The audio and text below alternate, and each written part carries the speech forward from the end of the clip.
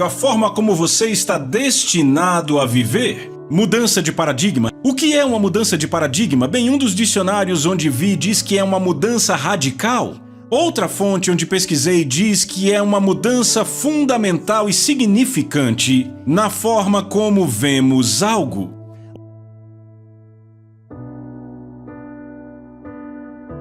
Outra fonte, que é a minha favorita, diz: pense numa mudança de paradigma como uma mudança de uma forma de pensar para outra. É uma revolução, é uma transformação, um tipo de metamorfose. Não acontece simplesmente, pelo contrário, é movida por agentes de mudança. Bem, deixa eu te dizer o que será um agente de mudança, que vai trazer a metamorfose ou a transformação. O agente de mudança é chamado Palavra de Deus.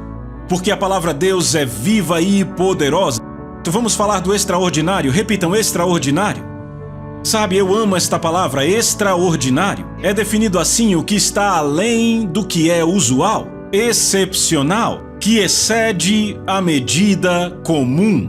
Sinônimos podem incluir notável, impressionante, maravilhoso, imaginável. Eu amo esses sinônimos. Agora, e quais os antônimos de extraordinário?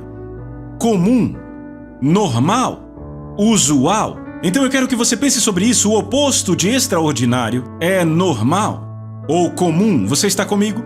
Repitam isso comigo. Deus me chamou para viver uma vida extraordinária.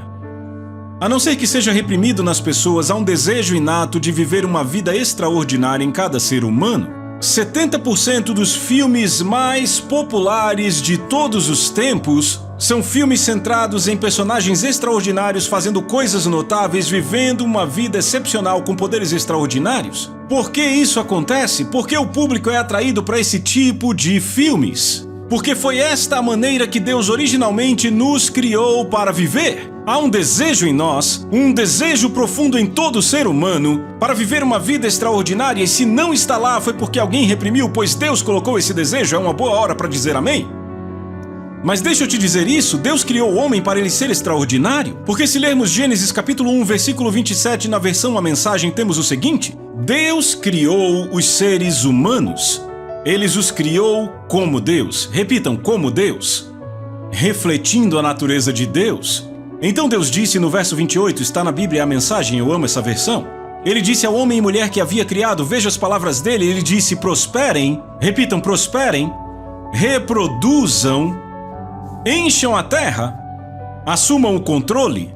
Este foi o comando de Deus. Veja, se você olhar para Adão, ele era um homem extraordinário. Sabe, a Bíblia nos dá um vislumbre de Adão, mas, sabe, Deus trouxe cada espécie de animal para Adão, e Adão deu nome a cada um deles. É claro, eles devem ter debatido, mas ficou a cargo de Adão dar o nome a cada animal. Você entende que havia mais de 1 milhão de espécies nesta terra? Isso é notável. Não só ele teve a capacidade de nomeá-los, ele teve a capacidade de se lembrar de cada nome que deu a 1 milhão de espécies de animais. Era um homem extraordinário e alguém diz: bem, John, sabe, tudo isso se perdeu na queda? Deixa eu ler para você o que o Novo Testamento diz a respeito disso, Romanos 5,18, na versão A Mensagem. Aqui está o resumo de tudo. Assim como uma única pessoa errou e nos deixou com todo esse problemão com pecado e morte, outra pessoa fez o que era certo e Deus nos livrou disso, mas mais que apenas nos livrar do problema, Ele nos trouxe para a vida. De que tipo de vida ele está falando? Ele está falando de uma vida extraordinária. Extraordinária, acima da norma. Está comigo? Ah, eu amo isso. Deus não apenas quer que você viva extraordinariamente, Ele te equipou para isso como crente do Novo Testamento. Uma vida que é extraordinária e notável não está restrita a certos indivíduos. Uau, isso é muito forte de se dizer. Não importa se você é uma mulher de negócios, se você é uma mãe dona de casa, se é uma professora de escola, se é um artista, uma cabeleireira. Não importa se você trabalha numa empresa, Deus te chamou para uma vida extraordinária. Na arena para a qual Ele te chamou, não é baseado na sua posição, é baseado na posição do seu coração. O poder para realizar feitos notáveis e viver uma vida excepcional não está ligado a uma ocupação, mas a uma disposição do coração. Eu digo isso de novo, porque há um inimigo da nossa alma. Repitam, inimigo da nossa alma. O nome dele é Satanás. Ele trabalha incansavelmente. Deixamos passar a grande estratégia dele? Olhamos para a grande estratégia de Satanás como apenas uma tentativa de fazer alguém dançar ou beber álcool? Quando na realidade a grande estratégia dele é te impedir de saber quem Deus te criou para ser em Cristo Jesus.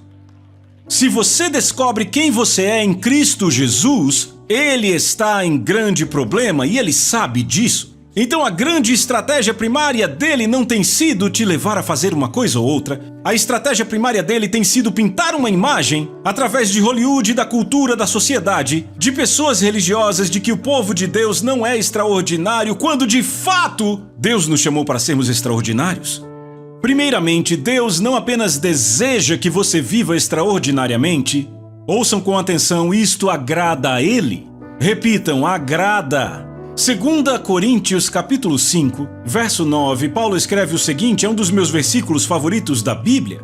Paulo disse assim, fazemos disso nosso alvo, quer presentes ou ausentes, o bem agradarmos a Jesus. Eu clamava a Deus, Deus, eu quero te agradar o melhor que eu puder. Em anos recentes, a importância deste versículo tem perdido seu impacto por causa do ensino que temos tido sobre o amor incondicional de Deus. E quantos sabem que isso é muito importante? Sabe, é muito importante que saibamos que Deus nos ama com um amor puro e incondicional. E eu me alegro porque Deus revelou isto a essa nossa geração, sabe? Que Deus nos ama e esse movimento veio para nos mostrar que Ele é nosso papai e Ele nos ama. Estão acompanhando? Jesus fez uma oração que eu acho que estabelece isso para sempre. Jesus ora em João 17, 23. Ele diz o seguinte, então o mundo saberá que você me enviou, Deus o Pai, me enviou Jesus Cristo e entenderá que você os ama tanto quanto ama a mim. Você ouviu isto? Jesus orou isso, não o apóstolo Paulo? Pai, eles entenderão que você os ama tanto quanto ama a mim. Deus te ama e este amor não tem nenhuma grama menos do que ele tem por Jesus. Jesus continua dizendo, eu oro não apenas por estes discípulos, mas também por todos que virão a crer em mim por causa do testemunho deles. Cada um de nós aqui foi salvo por causa do testemunho deles. Você pode dizer amém? Aleluia! Então Deus nos ama incondicionalmente, mas Paulo fala aqui sobre agradar a Deus. Deixa eu te dizer, você não consegue fazer nenhuma coisa para Deus te amar mais do que Ele já te ama, nem consegue fazer nada para que Ele te ame menos, mas você está no controle. Pelo quanto Ele se agrada com você?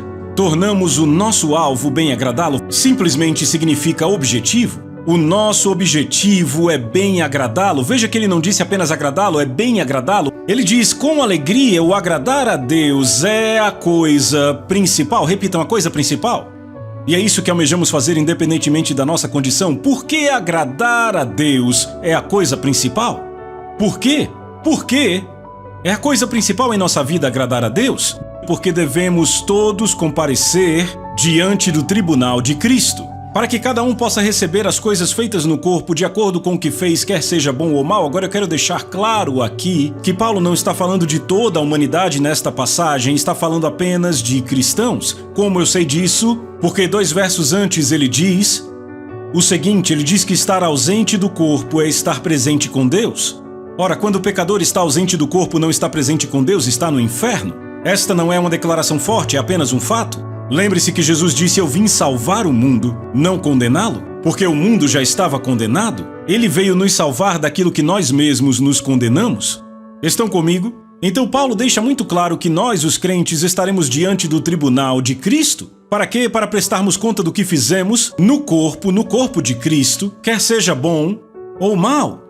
Cada um de nós ficará diante de Jesus como nosso juiz. Não seremos examinados por nossos pecados, porque os pecados foram erradicados pelo sangue de Jesus. Diga graças a Deus por isso. Seremos examinados por como vivemos a vida como crentes. Estão comigo? Nossas obras serão examinadas. Nossas palavras serão examinadas. Nossos motivos serão examinados.